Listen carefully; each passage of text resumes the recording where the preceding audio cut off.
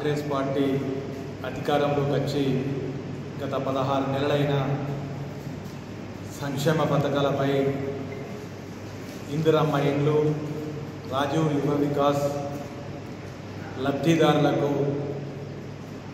Congress party Indiramma కమిటీలని గ్రామంలో గ్రామ సభలు పెట్టి ఏర్పాటు చేయాలని ఆదేశాల మేరకు మరియు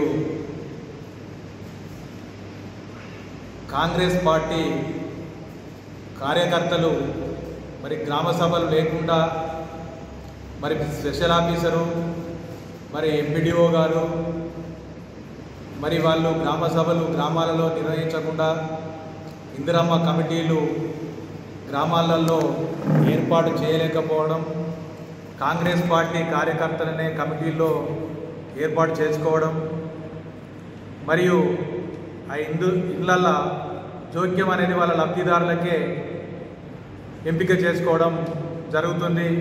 వాటిని అటువంటిది మండల పరిషత్ అభివృద్ధి ఎంపీడీఓ గారు అలాంటి చర్యలు తీసుకోకపోవడం, కాంగ్రెస్ పార్టీ ప్రజాప్రతినిధులు మరియు వాటిని ఆసరాగా తీసుకొని మరి రాజీవ యువశక్తి కూడా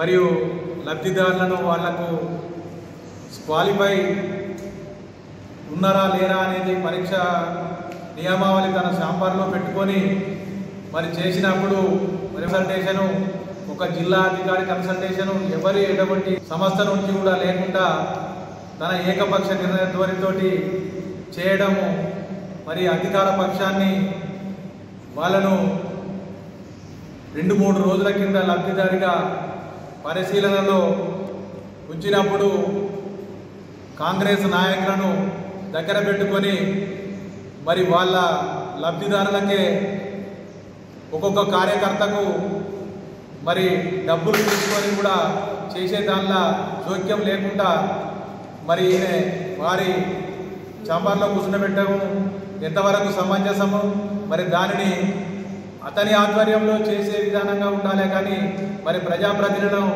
తన చాంబర్లో కూర్చుండబెట్టి చేయడం ఇది ప్రజలకు లబ్ధిదారులకు సమకూర్చే విధానం కాదు.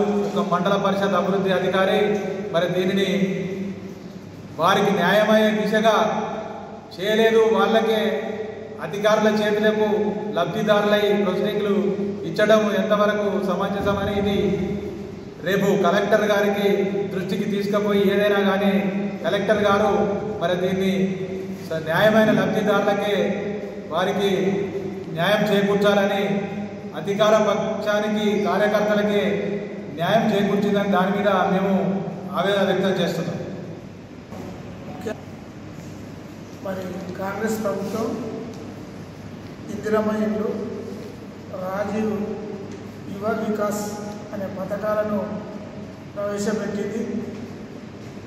ఈ మండలంలో, చిత్రమోహన్ మండలంలో మరి ఇందిరమ్మ కమిటీల పేరుతో ఇందిరమ్మ ఇళ్లను ఎంపిక చేసి తద్వారా గ్రామ సభల ద్వారా లబ్ధిదారులను గుర్తించవలసినటువంటి అవసరం ఉన్నది. మరి చాలామంది కిరాయిలకు ఉంటారు, ఇల్లు లేక అలమటిస్తుంది. మరి అధికారులకు ప్రభుత్వం గైడ్లైన్స్ ఇచ్చినా అసలు అర్హులైన వారిని ఎంపిక చేయాలని వాళ్ళకు ప్రభుత్వం ద్వారా ఉత్తర్వులున్నా ఇక్కడ ఉన్నటువంటి అధికార పార్టీ నాయకులకు తలొగ్గి మరి ఇక్కడ ఉన్నటువంటి ఎంపీడీఓ గారు, పంచాయతీ కార్యదర్శులు మరి దానికి సంబంధించినటువంటి అధికారులు మరి అనర్హులను గుర్తించి మరి ఎంపిక చేయడం జరుగుతుంది. ముఖ్యంగా మరి చాలామంది కిరాయిలకు ఉన్నటువంటి వాళ్ళకు కూడా ఇల్లు రాలన్నటువంటి పరిస్థితి. దీని మీద మరి జిల్లా కలెక్టర్ గారు సమగ్ర విచారణ జరిపి మరి ఆ ఇందిరమ్మ ఇళ్ళ అర్హులైనటువంటి పేదవారికి ఇల్లు ఇవ్వాలనేది సిపిఐ డిమాండ్ చేస్తుంది. ముఖ్యంగా రాజీవ్ యువ వికాస్ పథకాన్ని మరి మన మండలంలో ఎంపీడీఓ గారికి విశేష అధికారాలు ఉన్నాయి.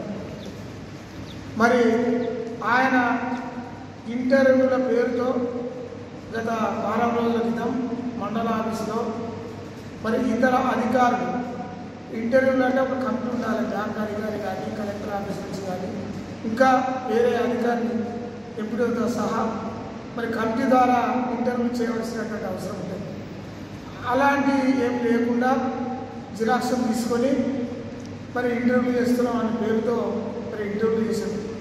ఓకే, దాని పేరుతో మన చిగురుమామిడి ఎంపీడీ గారు తన చాంపాల్లో మరి అధికారాన్ని మర్చిపోయి, నేను ఒక అధికారిని అని మర్చిపోయి కాంగ్రెస్ నాయకుడిగా వ్యవహరించడం చాలా బాధాకరం.